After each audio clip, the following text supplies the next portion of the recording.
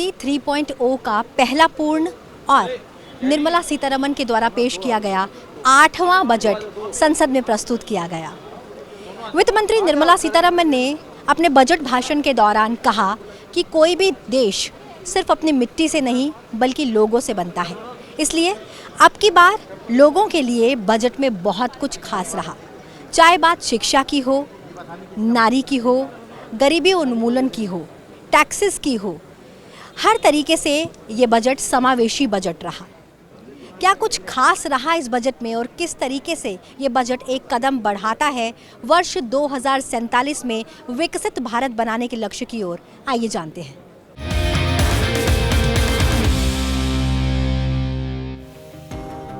देश के वित्तीय भविष्य का खाका, विकास की नई दिशा और आत्मनिर्भर भारत की मजबूत नींव। वित्त मंत्री निर्मला सीतारमण ने मोदी 3.0 सरकार का पहला पूर्ण बजट पेश किया, जो भारत की आर्थिक मजबूती और समावेशी वृद्धि का रोड मैप तय करता है। बजट भाषण के दौरान वित्त मंत्री ने कहा कि विकास की इस यात्रा के 4 शक्तिशाली इंजन हैं: कृषि, एमएसएमई, निवेश और निर्यात। और इस विकास यात्रा का ईंधन है सुधार। नई नीतियों और डिजिटल सुधारों के जरिए अर्थव्यवस्था को गति देना और व्यापारिक सुगमता बढ़ाने के लिए प्रक्रियाओं को सरल बनाना। For this journey of development, our 4 powerful engines are agriculture, MSME, investments and exports. The fuel, our reforms, our guiding spirit, inclusivity and the destination, Vikasit Bharat. Budget में प्रस्तावित विकास उपाय गरीबों, युवाओं, अन्नदाताओं और नारियों को ध्यान में रखते हुए 10 व्यापक क्षेत्रों तक विस्तारित है। ये 10 प्रमुख विकासात्मक क्षेत्र हैं: विकास और उत्पादकता में वृद्धि, सभी क्षेत्रों में नवाचार और दक्षता को प्रोत्साहित करना, ग्रामीण संपन्नता और अनुकूलन निर्माण, गांवों में बुनियादी ढांचे और आजीविका के साधनों का विस्तार करना, समावेशी प्रगति, समाज के हर वर्ग को विकास यात्रा में साथ लेकर चलना, मेक इन इंडिया को बढ़ावा, आत्मनिर्भर भारत की दिशा में तेजी से आगे बढ़ना, एमएसएमई, सूक्ष्म, लघु और मध्यम उद्यम को सहायता, ताकि छोटे और मझोले उद्योगों को आर्थिक और तकनीकी सहयोग मिले, रोजगार द्वारा विकास को समर्थ बनाना, ताकि नए अवसरों का सृजन और स्किल डेवलपमेंट हो, जनता अर्थव्यवस्था और नवाचार में निवेश, डिजिटल इंडिया और स्टार्टअप इंडिया को बढ़ावा देना, ऊर्जा आपूर्तियों को सुनिश्चित करना, अक्षय ऊर्जा, ग्रीन हाइड्रोजन जैसे स्रोतों पर ध्यान देना, निर्यात को बढ़ावा देना, भारत को वैश्विक व्यापार का केंद्र बनाना, नवाचार को पोषित करना और आर्टिफिशियल इंटेलिजेंस, डिजिटल टेक्नोलॉजी एवं अनुसंधान में निवेश करना। ये 140 करोड़ भारतीयों की आकांक्षाओं का बजट है। ये हर भारतीय के सपनों को पूरा करने वाला बजट है। हमने कई सेक्टर्स युवाओं के लिए खोल दिए हैं। सामान्य नागरिक विकसित भारत के मिशन को ड्राइव करने वाला है। ये बजट एक फोर्स मल्टीप्लायर है। ये बजट सेविंग्स को बढ़ाएगा, इन्वेस्टमेंट को बढ़ाएगा, कंजम्पशन को बढ़ाएगा और ग्रोथ को भी तेजी से बढ़ाएगा।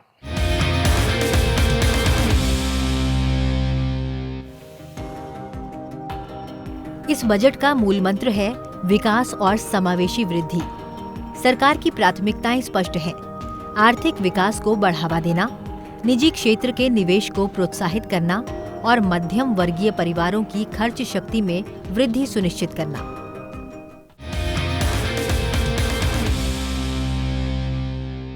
ये बजट एक ऐसा बजट है, पूरे देश में लोग उत्साह से इस बजट का स्वागत किया है।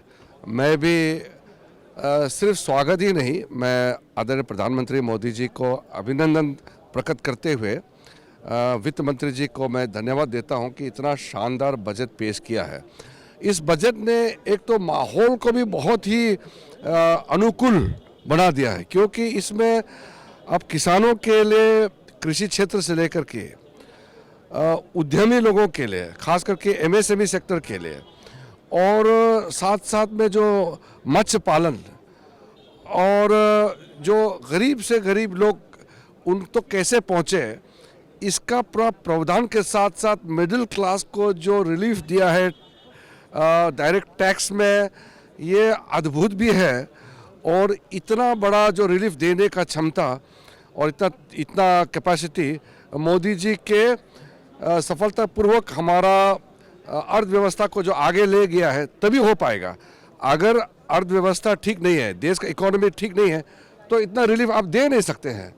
तो पहली बार ऐतिहासिक जो मिडिल क्लास सेक्टर के लिए जो काम किए हैं, सिर्फ टैक्स में ही रिलीफ ही नहीं बल्कि उनके लिए जो आगे प्रावधान किए हैं, मैं मानता हूं कि इंडस्ट्री से लेकर के, इन्वेस्टमेंट क्षेत्र से लेकर के, इंफ्रास्ट्रक्चर तक रिकॉर्ड जो किया है, और टैक्सेशन में जो एक बैलेंस रिफॉर्म जो किया है, स्ट्रक्चरल जो चेंज किया है, ये भी बहुत फायदा पहुंचाने वाला काम किया है। प्रधानमंत्री नरेंद्र मोदी के नेतृत्व में भारत वैश्विक विकास की नई ऊंचाइयों की ओर अग्रसर है। विकसित भारत बनने की दिशा में यह बजट एक मजबूत कदम है। हम लोग थर्ड लार्जेस्ट इकोनॉमी बनने की ओर अग्रसर हैं। वर्ष 2047 तक एक विजन दिया है कि हम लोग विकसित भारत बनेंगे। ऐसे में ये जो बजट है, ये किस तरह से कदम बढ़ाता है उस विजन की ओर? सारे देश के हर सेक्टर को, एमएसएमई हो, फार्मर्स हो या मिडिल क्लास हो, गरीब क्लास हो, सब गरीब लोग हो, सभी लोगों के लिए ये बजट एक समतोलित रूप से सबको कुछ तो कुछ बहुत बड़ी मात्रा में दिया है। इसके कारण हमारा ग्रोथ जो है, अभी जो ग्रोथ है, इससे भी ज़्यादा ग्रोथ, एक ग्रोथ इंजन बन जाएगा ये budget. I am very happy about this budget. I congratulate Nirmala. आने वाले 5 वर्षों में भारत सभी क्षेत्रों में तीव्र विकास सुनिश्चित करेगा। आर्थिक प्रगति के अभूतपूर्व अवसरों को भुनाने के लिए बजट में कई नीतिगत प्राथमिकताओं को शामिल किया गया है। सर, निश्चित रूप से आज एक बहुत बड़ा दिन है। बजट प्रस्तुत हुआ है 2025 और 2026 का एक लक्ष्य। उस लक्ष्य के निर्धारण में अगर हम देखें, जल शक्ति के लिहाज से इस बजट को आप कैसे देखते हैं? कैसे विकसित भारत में जल शक्ति के लिए फोकस किया जाएगा और काम किया जाएगा? जल के लिए माननीय प्रधानमंत्री मोदी साहब पहले से बहुत सीरियस भी है और उसका उपाय भी ढूंढ रहे हैं। आने वाले दिनों में जो समस्या अगर हो सकती है तो जल के लिए ही हो सकती है, और जल के कारण ही समस्या हो सकती है। उसी लिए बाढ़ से भी समस्या है, सूखा से भी समस्या है, पीने के पानी की भी समस्या है। तो इस सबको कैसे उसको प्लान किया जाए, उसी लिए उन्होंने 2019 में जब जल शक्ति मंत्रालय बनाया, जब उसको एकत्रित किया गया, और आज जिस तरह से उसके अंदर जो काम हुआ है कि लगभग 15.44 करोड़ लोगों को घर में पानी दिया गया है। सिर्फ पानी देने से मतलब नहीं है, पानी के साथ उसके परिणाम भी देखना चाहिए कि लगभग 5.5 करोड़ घंटे जो महिला रोज़ पानी लेने के लिए जाती थी, दूर तक बोझ उठा के आती थी, उसको उसमें से मुक्ति मिली है। 5.5 करोड़ घंटे रोज़ के महिला अपने बच्चों के लिए, अपने घर के लिए, अपने आर्थिक उपार्जन के लिए वो खर्च कर रही है। उसके साथ जो शुद्ध पानी मिला है, उसके कारण WHO का रिपोर्ट कहता है कि करीब 4 लाख करोड़ बच्चों की मौत रोक सके हैं। इतनी बड़ी मौत रोक सकना, ये भी बहुत अच्छा काम इसके अंदर हो सकता है। साथ में इसके अंदर WHO का रिपोर्ट कहता है कि 8.4 लाख करोड़ रुपया इसके अंदर जो आरोग्य के लिए लोग खर्च कर रहे थे, तो वो भी बचा है। इतनी बड़ी अमाउंट तो आरोग्य में जो खर्च हो रही थी वो बची है। साथ में जो बिन जरूरी दवाएँ जो बच्चों के शरीर में या लोगों के शरीर में जा रही थी, उसकी वजह से बहुत देर से भी मगर उसका रिएक्शन तो कुछ ना कुछ आता ही रहता है, तो उसमें भी उसके मानव शरीर का बचा हुआ है। तो एक ही काम करने से कितना काम हुआ है, और इसीलिए आज मोदी साहब ने हमारा 2028 तक का जो हमने प्रपोज किया हुआ था 2.8 लाख करोड़ का, वो बजट आज फाइनेंस मिनिस्टर ने घोषित किया है। माननीय प्रधानमंत्री जी के लिए हम उनको बहुत बहुत धन्यवाद करते हैं, और फाइनेंस मिनिस्टर का भी बहुत बहुत धन्यवाद करते हैं। सर, अगर बात करूं हर घर नल और हर घर जल पहुंचाने की योजना को लेकर, अब तक काफ़ी जगह काम भी हुआ है, दूर दराज के क्षेत्रों में काम हुआ है, लेह लद्दाख जैसे दूर दराज क्षेत्रों में भी काम हुआ है। आगे आपका रोड मैप क्या रहेगा? कहाँ पर आपके फोकस एरियाज रहेंगे कि वहाँ तक पानी की उपलब्धता पहुँचाई जाए? छोटे बड़े जो प्रॉब्लम आ रहे हैं कि नल है जल नहीं है, हम उसको 100% नल से जल की जो योजना है उसको पूरा करना चाहते हैं। अभी तक जो 15.44 करोड़ लोगों को घर में पानी मिला है और करीब 4 करोड़ लोगों को पानी और देना है, घरों में पानी देना है। हमारी कोशिश रहेगी कि आने वाले दिनों में हम उनको भी पानी दे दें और शुद्ध पानी दे दें, उसके लिए हमारी कोशिश रहेगी। कृषि, ग्रामीण समृद्धि और किसानों की आर्थिक सुरक्षा इस बजट की प्राथमिकता है। प्रधानमंत्री धन धान्य कृषि योजना के तहत 100 विकासशील कृषि जिलों को मजबूत बनाया जाएगा। मैं कह सकता हूँ देश के अन्नदाताओं के लिए ये बजट ये पेश किया गया है, प्रस्तुत किया गया है, क्योंकि ये देश कृषि प्रधान देश है। कृषि इस देश की रीढ़ की हड्डी है, किसान उसकी आत्मा है। और आज किसानों के लिए जो बजट प्रस्तुत किया, शुरुआती अन्नदाताओं से किया, किसानों से किया, किसानों के लिए की बेहतरीन के लिए किया कि किसान के घर में समृद्धि कैसे आए, खुशहाली कैसे आए। प्रधानमंत्री मोदी जी ये चाहते हैं कि जब तक किसान के घर में खुशहाली नहीं आएगी तब तक ये देश विकसित राष्ट्र नहीं बन सकता। इसलिए किसानों के लिए इस बजट में ऐसे कई प्रावधान किए गए। अब अन्नदाता खुशहाल होगा, समृद्ध होगा और ये देश विकसित राष्ट्र बनेगा। मेजर फोकस एरिया की अगर मैं बात करूं और पहले फोकस एरिया की बात करूं, पहले इंजन की बात करूं, तो पहले इंजन के तौर पर अन्नदाता के ऊपर फोकस किया गया। कृषि के उत्थान के लिए प्रयास करने के लिए जो बजट है ये काफ़ी एरियाज पर फोकस करता है। आप ओवरऑल इस बजट को मैं देखूं और कृषि सेक्टर पर फोकस करता हुआ ये बजट, तो आप क्या कहेंगे इसके विषय में? मैं कह सकता हूँ कि आज देश की आज़ादी के बाद यदि सबसे किसानों के लिए बेहतरीन कोई बजट प्रस्तुत हुआ तो आज हुआ है। पूरा इस देश के अन्नदाताओं के लिए समर्पित किया गया है, किसानों की समृद्धि के लिए, किसान के चेहरे पर चमक आए, इसके लिए ये आज किसानों को ये बजट प्रस्तुत किया गया है, समर्पित किया गया है। और मैं कह सकता हूँ कि मिडिल क्लास के लिए भी ये वरदान साबित होगा। 12 लाख तक उनको टैक्स नहीं देना, ये बहुत बड़ी बेहतरीन बजट है। मैं कह सकता हूँ कि देश के सर्वांगीण विकास के लिए, देश को विकसित राष्ट्र बनने के लिए ये देश परम वैभव पर पहुँचे 2047 तक जो प्रधानमंत्री जी का रोड मैप है उसकी आधार नींव आज के इस बजट में रखी गई है। अगर बिहार पर हम फोकस करें तो बिहार के लिए जो मखाना बोर्ड को स्थापित करने का एक फैसला लिया गया है, इसके साथ ही जो किसानों के लिए नहर परियोजनाएं बनाई गई हैं, उसे आप किस तरीके से देखते हैं? क्योंकि कहीं ना कहीं ये किसानों को लाभ देता है। देखिए, मखाना बोर्ड का पहले दफे आज घोषणा की गई है इस बजट में, बहुत बढ़िया है किसानों के लिए। कितने मान लो जो कितने किसान जुड़े हुए हैं मखाना से, वो पैदावारी करते हैं, खेती करते हैं। और मैं कह सकता हूँ कि किसान जब तक समृद्ध नहीं होगा, जब तक ये देखिए किसान के कार्य करने की कोई नहीं तो कोई समय सीमा है। ये नहीं है कि 8 बजे जाएगा और वो 5 बजे छुट्टी हो जाएगी, समय सीमा नहीं है। ऐसे ही उसकी काम करने की आयु सीमा नहीं है। बूढ़े से लेकर बच्चे, महिला सब रात दिन काम करती है। और देश को आज़ाद हुए 77-78 वर्ष हो गए हैं, तो फिर भी किसान की जो 55-60 साल तक जिन्होंने केंद्र राज्यों में कांग्रेस से सरकारें दी, उन्होंने नारे दिए परंतु कभी किसान का भला नहीं सोचा। उन्होंने किसान गरीब के नारे लगाए पर उनका शोषण किया। पर पहले दफा है 2014 में प्रधानमंत्री जी आए और आने के बाद उन्होंने किसान अन्नदाताओं के लिए, मध्यम वर्ग के लिए, सबके लिए जो काम किया है, आज हमारा देश तेजी से विकास की ओर आगे बढ़ रहा है। और मैं कह सकता हूं कि प्रधानमंत्री जी का 30 साल जो कार्यकाल है ये स्वर्ण अक्षरों में इस देश में लिखा जाएगा।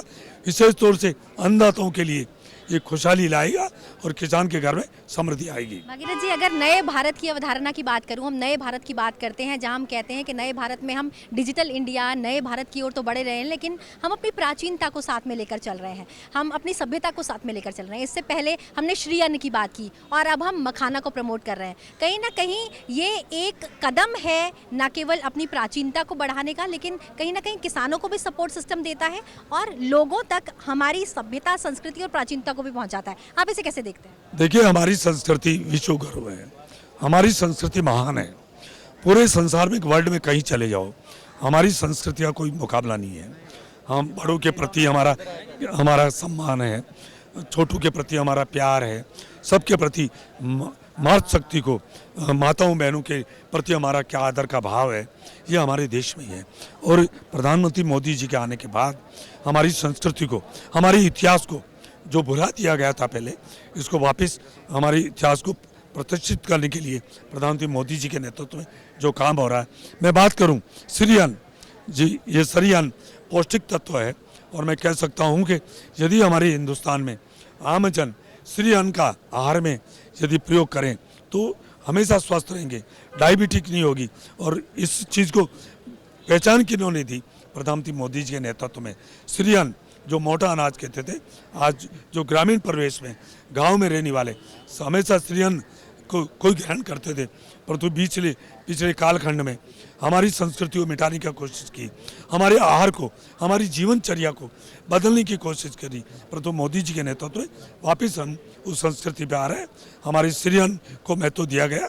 अब 5 स्टार 7 स्टार होटलों में भी श्रीअन्न को परोसा जाता है और चाव से उसको ज़्यादा पैसे खर्च करके भी आम जन और पैसे वाले भी इसको आहार में काम में ले रहे हैं।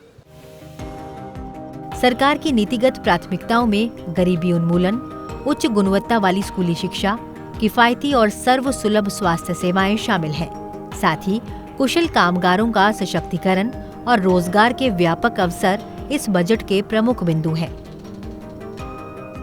देखिए, माननीय वित्त मंत्री जी ने प्रधानमंत्री जी के नेतृत्व में जो सरकार की डे 1 से जो सरकार की सोच थी, उसी सोच को आगे बढ़ाने के लिए काम किया है। माननीय प्रधानमंत्री जी हमेशा ही कहते हैं कि देश के लोग मिलकर के देश का निर्माण करते हैं और हमको अल्टीमेटली अपने देश को विकसित करने के लिए ह्यूमन रिसोर्स कैपिटल में इन्वेस्ट करना पड़ेगा।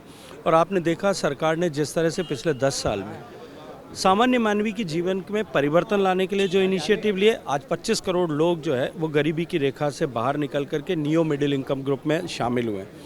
देश के मिडिल इनकम ग्रुप जो आज देश का सबसे बड़ा ग्रुप हो गया, सेगमेंट हो गया, उसको फैसिलिटेट करने के लिए जिस तरह से आज करार जो है टैक्स स्ट्रक्चर में रिबेट दिया गया है, राहत दी गई और बड़ी क्वांटम राहत दी गई, निश्चित रूप से देश में इन्वेस्टमेंट को भी ग्रो करेगा, देश में एक्सपेंडिचर को भी ग्रो करेगा और देश की जीडीपी में भी कंट्रीब्यूट करेगा।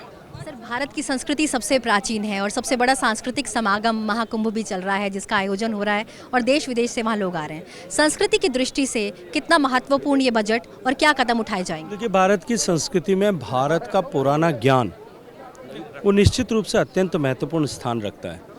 भारत में 1 करोड़ से ज़्यादा ऐसी पांडुलिपियाँ सरकार के डिफरेंट ऑर्गेनाइजेशंस, विश्वविद्यालय, इंस्टीट्यूशंस, इनके साथ साथ में प्राइवेट सेक्टर के पास में है, जो हज़ारों साल पुरानी है। कुछ छाल पे लिखी गई हैं पेड़ों की, कुछ भोजपत्र पे लिखी गई हैं, कुछ ताड़पत्र पे लिखी गई हैं, कुछ सिल्क के कपड़े पर लिखी गई हैं, कुछ पन्नों पर लिखी गई हैं। अब समय बीतने के साथ में वो धीरे धीरे जो है वो डिलेपिलेट हो रही थी, वो ख़राब हो रही थी।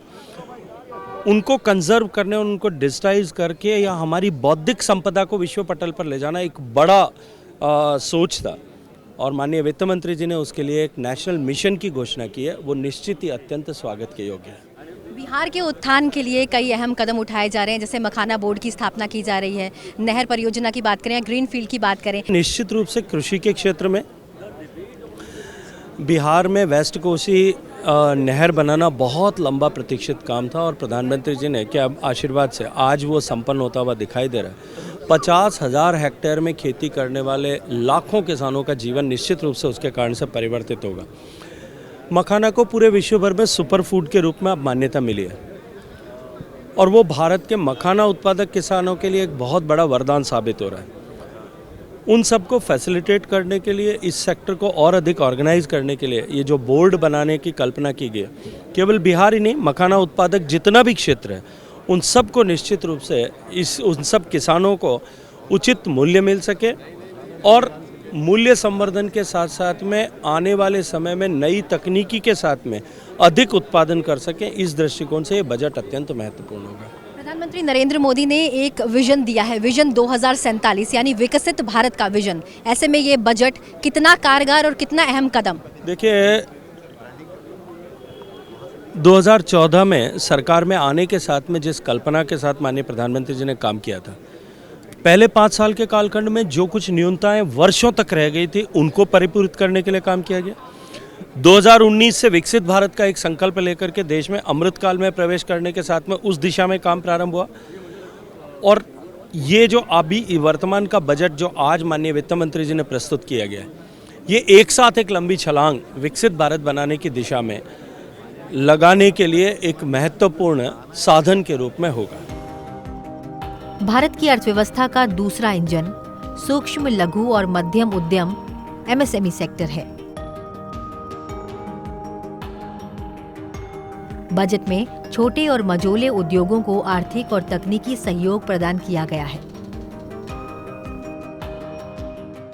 This budget is widely focused towards the Viksit Bharat, and the budget is focused 4 sectors, particularly for the agriculture, for MSME and investment. It is focusing in this sector.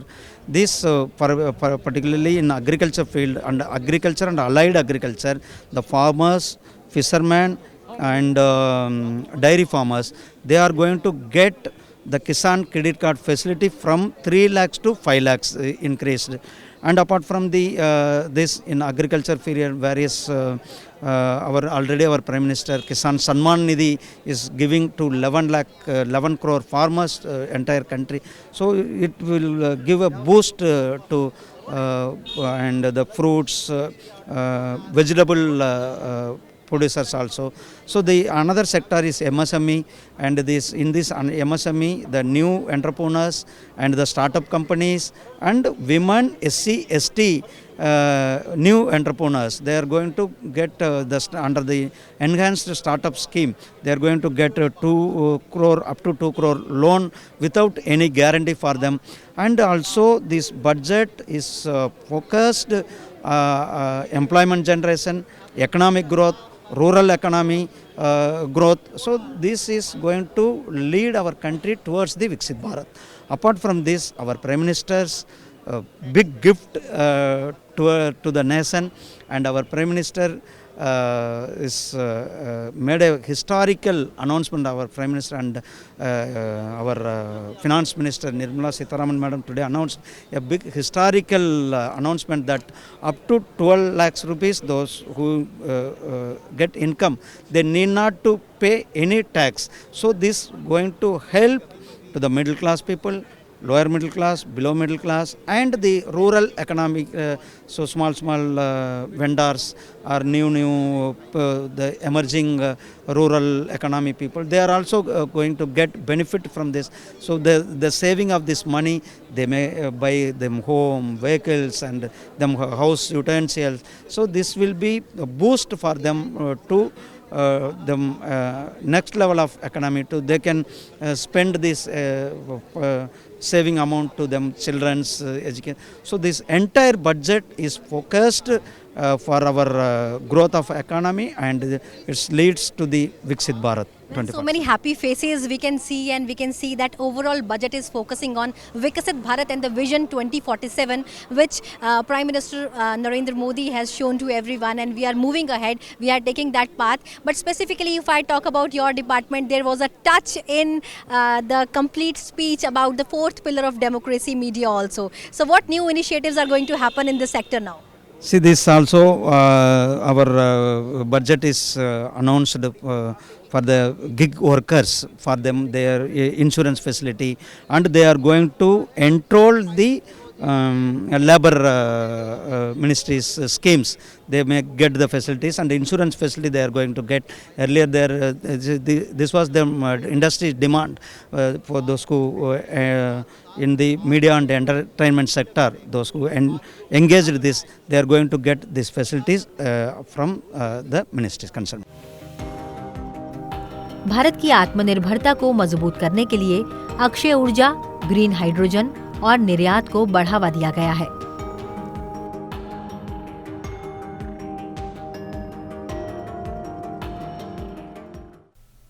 वित्त मंत्री निर्मला सीतारमण ने बजट के दौरान जोर देकर बोला कि अगर वर्ष 2047 तक भारत को विकसित बनाना है तो उसके लिए हर कीमत पर 100 गीगावाट परमाणु ऊर्जा तैयार करनी होगी।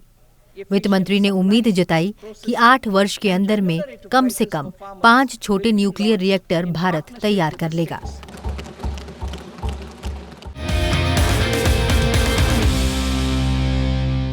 जो न्यूक्लियर मिशन की घोषणा हुई है, ये एक ऐसा क्रांतिकारी निर्णय है जिसकी कल्पना मुझे लगता है कि 50, 60, 70 वर्ष तक किसी ने नहीं की थी। जिस प्रकार से आज से 4-5 वर्ष पूर्व मोदी जी ने एक बड़ा ही क्रांतिकारी साहसी निर्णय लेते हुए स्पेस फॉर्म्स लाई थी और प्राइवेट पब्लिक पार्टिसिपेशन की अनुमति दी गई थी, उसी प्रकार एटॉमिक एनर्जी एक्ट में अमेंडमेंट ला करके, संशोधन ला करके प्राइवेट सेक्टर को इन्वॉल्व करना और साथ ही साथ 100 gigawatt nuclear energy, nuclear power सन 2047 तक टारगेट रखना। यानी विश्व को ये भी संदेश गया कि वो ज़माना जाता रहा कि हम उनसे सीख लेते थे, अब हम टारगेट रखते हैं, हम अगुवाई करते हैं। 20,000 करोड़ रुपया स्मॉल मॉड्यूलर रिएक्टर्स के लिए, ये कुछ एक ऐसे निर्णय हैं जिनकी अभी धीरे धीरे चर्चा होगी, क्योंकि अभी शायद इसका बहुत ज़्यादा विश्लेषण नहीं हो रहा, लेकिन ये विश्व भर को चौंका देने वाले हैं। उसके अतिरिक्त जैसे आपने कहा मिडिल क्लास के लिए तो है ही है, आपने किसानों की बात की, फार्मिंग में भी टेक्नोलॉजी के इस्तेमाल की बात की है, डीप टेक स्टार्टअप्स के लिए जो 10,000 स्कॉलरशिप्स IIT के माध्यम से स्टार्टअप्स के लिए। तो मुझे लग रहा है कि इस बजट में संवेदनशीलता भी है, दूरअंदेशी भी है और निर्णय लेने के साहस भी है। अगला प्रश्न मेरा यही था, वर्ष 2047 तक हम कहते हैं कि हम विजन विकसित भारत की ओर जाने वाले हैं। ऐसे में अगर इस बजट की बात करें तो कितना कारगर बजट और किस तरह से कदम बढ़ाता है उस विजन? जब हम 2047 की बात करते हैं तो ये भी प्रश्न उठना चाहिए विश्लेषण के लिए कि हम उस शिखर पटल पर पहुंचेंगे तो वो वैल्यू एडिशन कहाँ से होगा। जैसे हम फ्रेजाइल 5 से टॉप 5 में आए, फिर 4 पे जाएंगे, फिर 3 पे जाएंगे, फिर उस शिखर पर, तो वैल्यू एडिशन कहाँ से होगा? वो वैल्यू एडिशन इन्हीं निर्णयों से होगा। जैसे स्पेस इकॉनमी देखते ही देखते क्वांटम जंप हो गया, हम कहीं नहीं थे, आज 8 बिलियन डॉलर हैं और 8-10 साल के भीतर हम 5 गुना बढ़कर के 44 बिलियन तक, यही अब दृश्य आपको एटॉमिक एनर्जी, न्यूक्लियर एनर्जी में देखने को मिलेगा। इसी प्रकार स्टार्टअप्स की दुनिया में कृषि को आधुनिकीकरण करना, उसका फिशरीज़ में भी आपने टेक्नोलॉजी की बात की है। ग्रीन टेक मिशन, कहने का तात्पर्य ये कि जहाँ से ये वो ऐसे क्षेत्र हैं जिनकी ओर शायद उतनी तवज्जो नहीं दी गई गत वर्षों में जितने के दी जा सकती थी, और विश्व ने भी ये सोचना शुरू कर दिया कि ये हमारी समझ से बाहर है। लेकिन इन क्षेत्रों की ओर जब आप इनको तलाशेंगे तो ना केवल वैल्यू एडिशन होगा, 2047 की तरफ जाने के लिए एक बल मिलेगा, बल्कि साथ ही साथ विश्व को ये भी समझ में आएगा कि अब भारत उनसे पीछे नहीं है बल्कि उनकी अगुवाई करने की स्थिति। जब हम नए भारत की बात करते हैं तो हम हमेशा ये कहते हैं कि नवीनता तो ज़रूरी है, लेकिन हम अपनी प्राचीनता को साथ लेके चलते हैं। बजट में जिक्र है national repository of, digital repository of traditional Indian knowledge. यानी हम जब आधुनिकीकरण की तरफ बढ़ेंगे तो साथ ही साथ अपनी विरासत को साथ लेकर के चलेंगे, उसको आधार लेकर चलेंगे और उसको आधुनिक ढंग से, यानी ट्रेडिशनल नॉलेज को हम जब उसका जब सरमाया इकट्ठा करेंगे तो डिजिटल मीन्स के थ्रू। बजट में उच्च गुणवत्ता वाली शिक्षा और किफायती स्वास्थ्य सेवाओं पर विशेष ध्यान दिया गया है। इससे युवा भारत को एक उज्जवल भविष्य की ओर ले जाया जाएगा।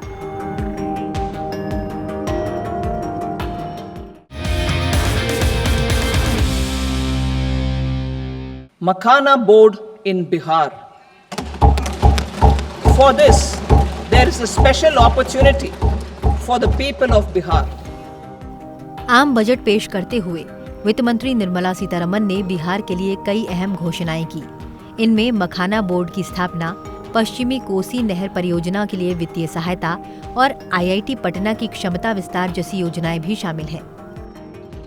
कृषि, MSME, निर्यात, कुछ इंजन बताए वित्त मंत्री ने आज, लेकिन ये कहा कि सुधार सबसे महत्वपूर्ण है और हमारे लिए अहम है। कैसे देखते हैं आप? नहीं, और मैं इसके लिए मैं हमारे प्रधानमंत्री जी और माननीय वित्त मंत्री जी का मैं विशेष तौर पर मैं धन्यवाद करूंगा। ये एक ऐसा कंप्लीट बजट जहां पे हर सेक्टर का ध्यान रखा गया, जहां पे युवा, महिला, किसानों का, MSME से जुड़े हुए लोगों का, कैसे अमीर और गरीब के बीच की दूरी को कम किया जाए, उस सोच वाला बजट है। गाँव और शहर के बीच की दूरी को कम करने वाला ये बजट है, जहाँ पर हर क्षेत्र में कैसे उसको मजबूती दी जा सके, उस सोच के साथ लाया गया ये बजट है। बिहारी होने के नाते मुझे ज़्यादा खुशी है इस बजट को लेकर। सवाल पर भी मैं आ रही हूँ, बिहार बिहार की आप हमेशा बात करते हैं, you always say I am a proud Bihari, और बिहार के उत्थान के लिए आपने काफ़ी काम भी किया है। फूड प्रोसेसिंग इंडस्ट्री की बात करूँ मैं बिहार की, लेकिन मखाना बोर्ड बन रहा है और एक बड़ा काम बिहार के लिए, बिहार के उत्थान के लिए, बिहार के विकास के लिए, कैसे देख रहे हैं इस प्रयास? बिल्कुल, एक बिहारी होने के नाते आज मैं ज़्यादा खुश हूँ, मंत्री होने के नाते भी ज़्यादा खुश हूँ, क्योंकि मखाना हो, निफ्टम हो, दोनों हमारे विभाग के अंतर्गत आते हैं। बट हाँ, एक बिहारी होने के नाते मुझे खुशी है, बिहार फर्स्ट, बिहारी फर्स्ट की सोच के साथ आगे बढ़ रहा हूँ। ऐसे में बिहार विकसित राज्य बने, उस दिशा में भी ये बजट बिहार को बल देता है, जहाँ इंफ्रास्ट्रक्चर का ध्यान रखा गया, ग्रीनफील्ड एयरपोर्ट्स का इसमें जिक्र किया गया, IIT एक्सपेंशन का इसमें जिक्र किया गया। कोसी की त्रासदी हर बिहारी जानता है, उसके समाधान के प्रावधानों का भी इसमें जिक्र किया गया। साथ ही में मैंने अपने विभाग का जिक्र किया, लंबे समय से विभाग की मांग थी एक और निफ्टम को लेकर। मेरे लिए इससे ज़्यादा खुशी की बात क्या हो सकती है कि मेरे मंत्री बनने के बाद अगला निफ्टम मेरे ही गृह राज्य बिहार में अब खुलने जा रहा है।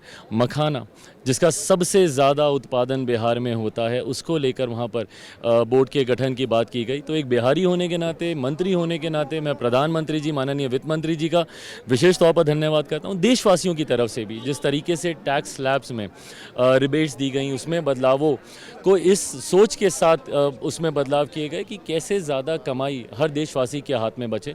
तो मैं देशवासियों की तरफ से भी प्रधानमंत्री जी और वित्त मंत्री जी का धन्यवाद करता हूँ। आप हमेशा कहते आए हैं कि मैं एक सहयोगी पार्टी हूँ और मेरा काम है सपोर्ट करना, और सपोर्ट सिस्टम के तौर पर मैं हमेशा तैयार हूँ, हनुमान की तरह खड़ा हूँ, ये भी आपने कई बार कहा है। लेकिन हम जब बात करते हैं विजन 2047 की, हम कहते हैं भारत विकसित होगा वर्ष 2047 तक। ऐसे में इस बजट को अगर हम देखें तो कितना बड़ा प्रयास, कितना बड़ा कदम उस विजन को सार्थक करने हेतु? मुझे लगता है विकसित देश की दृष्टि से जब हम लोग मुड़कर देखेंगे 2047 के बाद, तो उसमें इस बजट की भी एक अहम भूमिका होगी। कहीं ना कहीं उस विकसित देश को बनाने की नींव में इस बजट का एक अहम योगदान होगा, ये मैं ज़रूर मानता हूँ।